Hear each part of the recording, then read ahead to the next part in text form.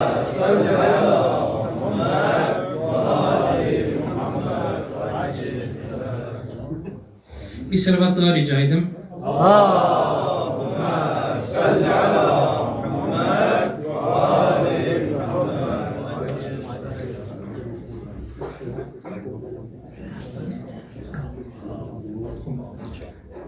Euzu billahi mineşşeytanirracim. Bismillahirrahmanirrahim. Elhamdülillahi rabbil alamin. Ve sallallahu ala seyyidina Muhammedin ve alihi tahirin. Selamun.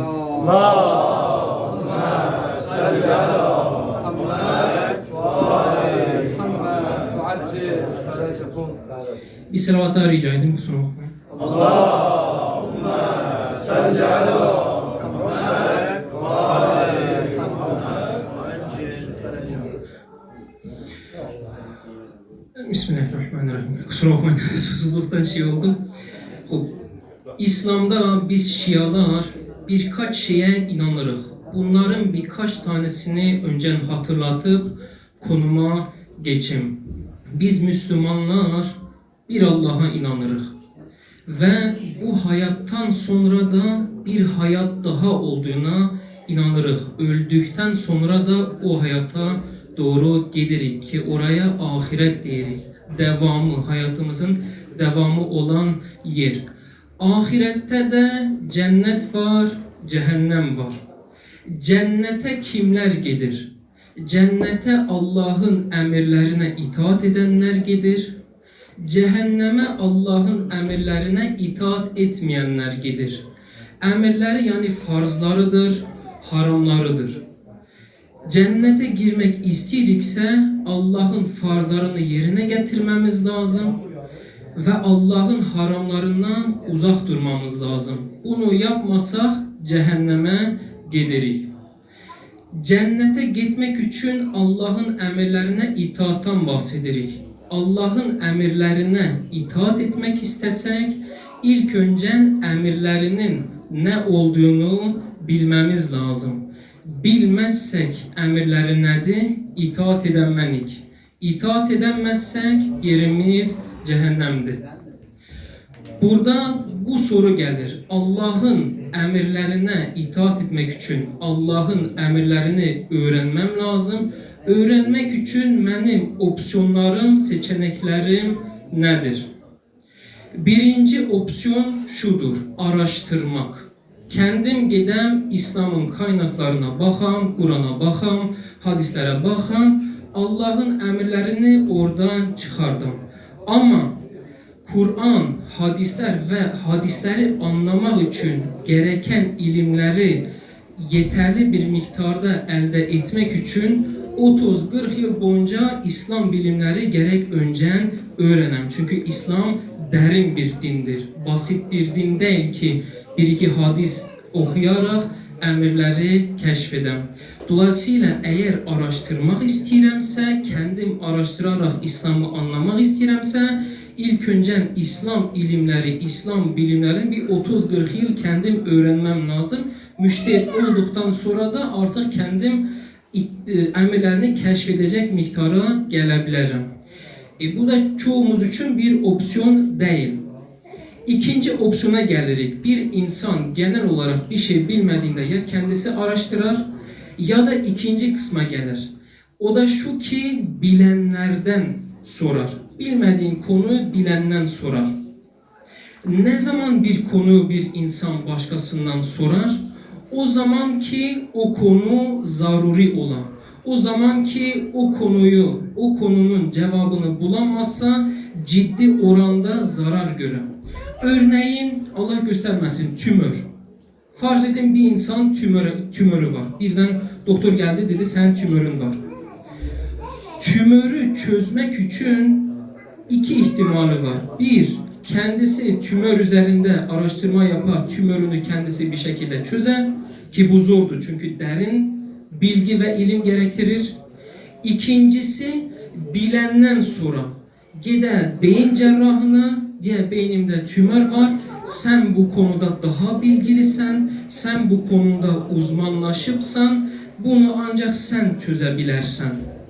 İslamda aynı şəkildədir. Zaruri olan konularda, dərin olan konularda, zararı eğer bilməsəm çox olan konularda bir zaman türkəydim.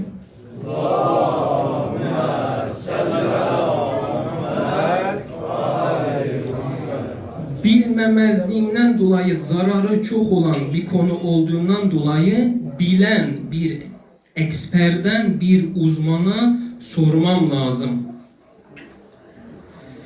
Uzman diyerken de en büyük uzmana sormam lazım. Çünkü İslami konuyu eğer derk etmesem, Allah'ın emirlerini yanlış bilsem, yanlış yapsam cehennemdir sonu. Cehennemden daha beter de bir durum yoktu. Allah herkesi cehennemden uzak tutsun. En uzmanına gitmemiz lazım. Yani biri 10 yıl okuyuptusa, biri 40 yıl okuyuptusa gerek 40 yıl okuyana gerek. Niye? Hata payı en az olan, zarar ihtimali en düşük olan insana doğru gitmemiz lazım ki Allah'ın karşısında da hüccetimiz olsun. De ki Allah'ım bu yeryüzünde benim bildiğim en bilgili şahsa gittim. Senin emirlerini öğrenmek için öğrendim, itaat ettim. Yanlıştısa da ben zaten bundan ötesi yok idi. Daha bilgilisi yok idi. Ben daha buna geldim ve bundan sonrasında artık sıkıntı yoktu. Ama en bilgiliye değil, daha az bilgililere, 40 yıl okumuş bir müçtehide değil, 10 yıl okumuş bir alime gitsem. Alim de yanlış bilse, alim kaynaklarda yanlış çıkarsa bilgileri. O zaman hata payı var. Allah'ın karşısında suçlu olarak gelir. Emiri yanlış olarak çıkartıldıysa, yanlış itaat ettiyse bunun hesabını da vermek zorunda kalır. Bundan dolayı biz İslam'da en bilgili olana gidirik. En bilgili olanın fetvalarına uyuruk. Bu da kimdi? Müçtehitlerimizdi. Biz müçtehitlerimize niye uyuruk? Cennete gidebilmek için. Çünkü cennete gidebilmek için Allah'ın emirlerine itaat etmemiz lazım. Allah'ın emirlerinin ne olduğunu bilmemiz için, hata payı minimuma düşürmek için İslami konularda en bilgilisine gitmemiz lazım. Niye? Cennet ve cehennemden uzak durmak. Hadislerden gireceğim. Euzubillahimineşşeytanirracim. Bismillahirrahmanirrahim. Ve emmel havadisul vaqiye ferci'u fiha ila ruvatu hadisina fe innehum hücceti aleykum ve ana hüccetullah. Kendinize belki sorarsınız, ya bu müştehit şeyi teorik olarak güzeldi. İmamlar da böyle bir şey değil miydi? Yani müştehitleri bulun, müştehitlerinize itaat edin, fetvalarına uyun. Böyle bir şey var mıydı? Müştehitlere doğru imamlar bize yönlendirir miydi? Okuduğum hadisin tercümesi. Ama oluşan olaylarda bizim hadisleri nakl edenlere yönelin. Şüphesiz onlar benim sizin üzerinizdeki delilim, hüccetimdir. Ve ben Allah'ın delili, hüccetiyim. İmam zamanın olmadığı yerde, İmam zamanın tabiri caizse naipleri olan müştehitlere itaat etmemiz lazım. İmamların kendilerine itaat etmiş gibi. Aynı şekilde imamın olmadığı yerde müştehitler o yeri doldurar. Bu imamın kendi emridir. Fransızca bu hadisin Fransızcasını da diyeceğim. Mais pour les événements qui se produisent, tournez-vous vers ceux qui transmettent nos hadiths. En vérité, ils sont ma preuve sur vous et je suis la preuve d'Allah. Soru gelir. Yani bilgili olan birine, körüne itaat mı edecek? Yani adamın huyu suyu kötüdürse, adam neuzubillah küfürbazdısa, içki içirse, yalancıdırsa, Allah'ın emirlerine itaat etmese, elə sırf bilgisi var diye itaat mı edeceğim? Yok. Şiaların, yani ben bunu öz gözümden başka bir dinde görmedim. Bu Şiaların güzel ve özel bir noktasıdır. Şialarda bir müştehide uymak, bir müştehide taklit etmek için önemli bir şart var. O da şudur ki müçtehit, taklit etmek istediğin müçtehit taklit etmek istediğin İslam uzmanı adil olması lazımdı. Adil diyerken yani büyük günahlarını görmemiş olasan, duymamış olasan, küçük günahlarda da tekrarını görmemiş ve duymamış olasan. Yani masum ya da masumluğa yakın vaziyette bir şahıs olacak. Sadece bilgi tek başına yeterli değil. Bir müştehit seviyesinde müştehit ise ama haramlara yönelirsen sen o müştehide itaat etme hakkına sahip değilsen. Takvalı olan müştehide, imanlı, adil olan müştehide ancak itaat edebilirik. Bir hadis daha okuyayım. Euzubillahimineşşeytanirracim. فَأَمَّا مَنْ كَانَ مِنَ الْفُقَهَاءِ صَائِنًا لِنَفْسِهِ حَافِظًا لِدِينِهِ مُخَالِفًا عَلَى هَوَاهِ مُطِيعًا لِأَمْرِ مَوْلَاهِ فَلِلْعَوَامِ أن يقلدوا وذلك لا يكون إلا بعد فقهاء الشيعة لا كلهم. Tercümesi. Ama alimlerden her kim nefsine hakim, bu adaleti de dini koruyor ve heva ve hevese karşı mesafeli, yani isteklerine karşı mesafeli, Allah'a da Mevlasına yani Allah'ına da itaatkar ise insanlar ona taklit etmeli. Bunlar Şia alimlerin sadece bir kısmıdır. İmamların hadisidir, emirdir. Fransızcası. Mais parmi les savants, les ulémas, celui qui maîtrise son âme, protège sa religion, se tient à distance des passions et est obéissant à son maître, c'est-à-dire Allah, c'est à lui que les gens doivent se conformer, c'est-à-dire faire le taqlid. Ceux-ci ne constituent qu'une partie des savants. İmamların kendi buyruklarıdır. Adil olan müçtehitlerinize itaat edin. Adil olan müçtehitlerimize itaat edelim. Ben de içinde niye tekrarlayıram.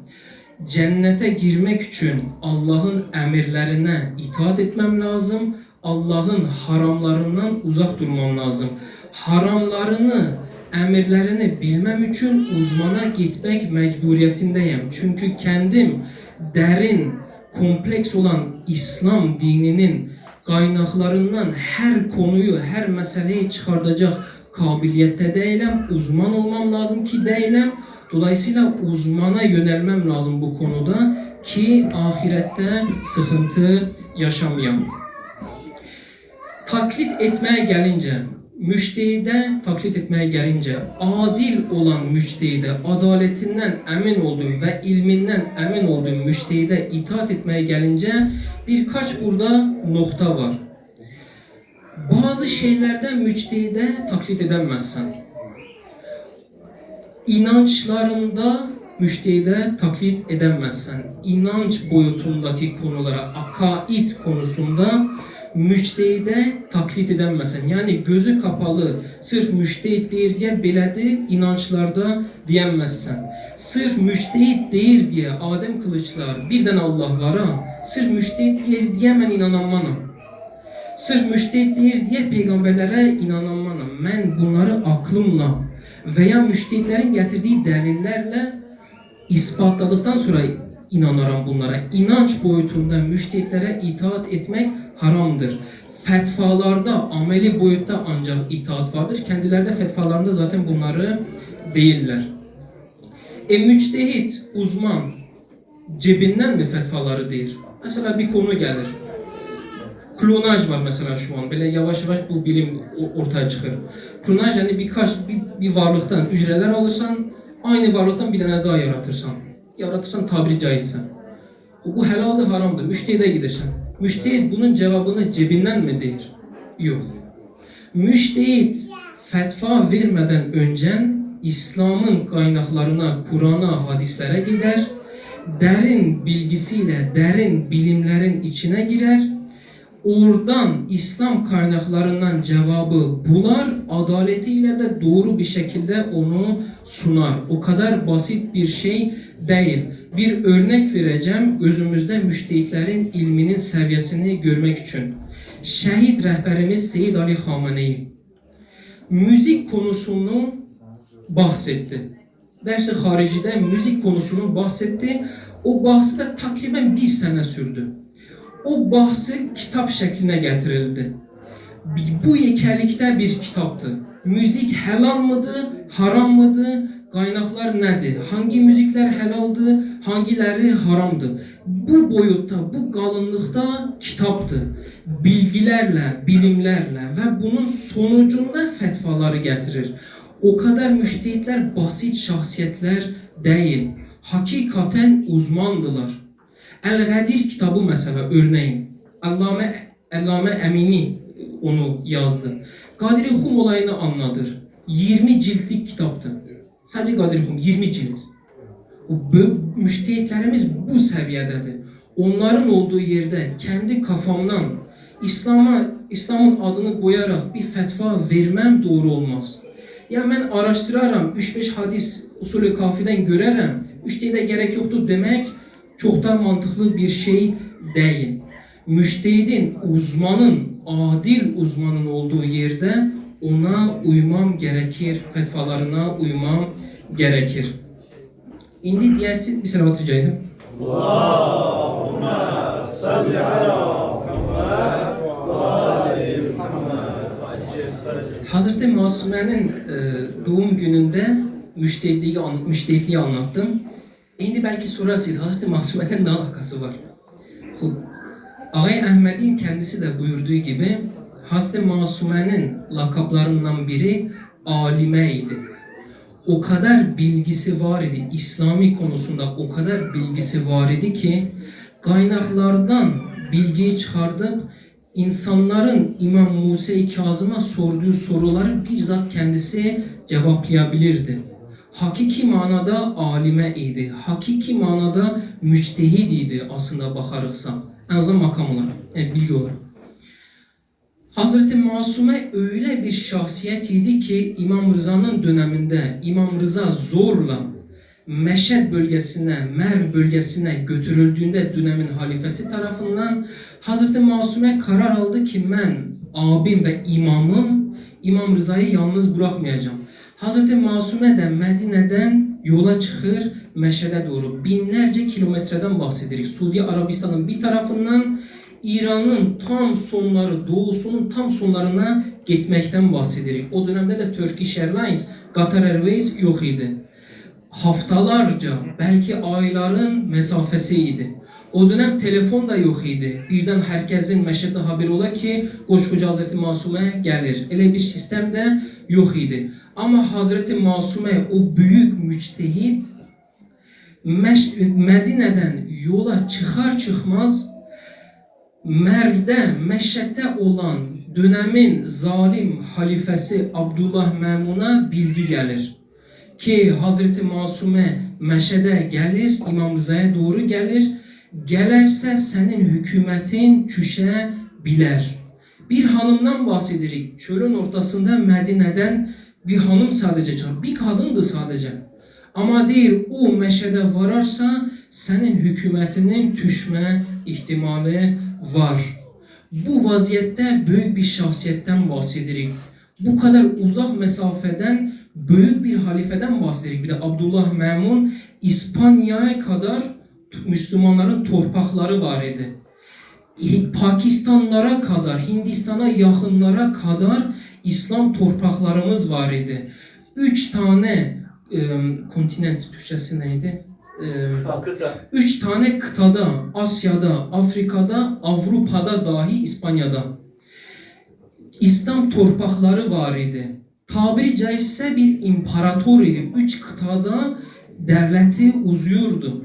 O koskoca Abdullah Memun, o koskoca imparator Medine'de çölün ortasından çıkan bir kadından korkurdu. O kadar korkurdu ki bazı nakillere göre Kum şehrine vararken orada zehirleyir ki amandır. O müçtehide, o büyük şahsiyet Hz. Fatime-i Masume Meşhed'e gelirse ben koskoca Abdullah Memun'un sonu gelebilir. Hz. Masume böyle bir şahsiyettir. Kumun en büyük ve en mukaddes şahsiyetidir. İmam Rıza'nın en değerli bacısıdır. İmam Musa-i Kazım'ın en değerli kızıdır. Büyük bir müçtehidedir. Onu göz önünde bulundurarak tekrar hatırlatıram. Biz Şialar kafamıza göre fetva çıkartmırıq. Biz Şialar İslam kaynaklarına derin bilgili insanlar tarafından İslam kaynaklarından fetvalar çıkardılar. Hassasiyetle çıkardılar ki biz Allah'ın emirlerinin ne olduğunu kesin bir şekilde bilebilelim ve bu bilginin sayesinde de cennete girme imkanımız olar. Çünkü Allah'ın emrine itaat etmemiz için emirlerin ne olduğunu bilmemiz lazım. Bildikten sonra da tabii ki bir de itaat etmek lazım. Vesselamu aleyküm ve rahmetullahi ve berekatuhu. Selamat. Allah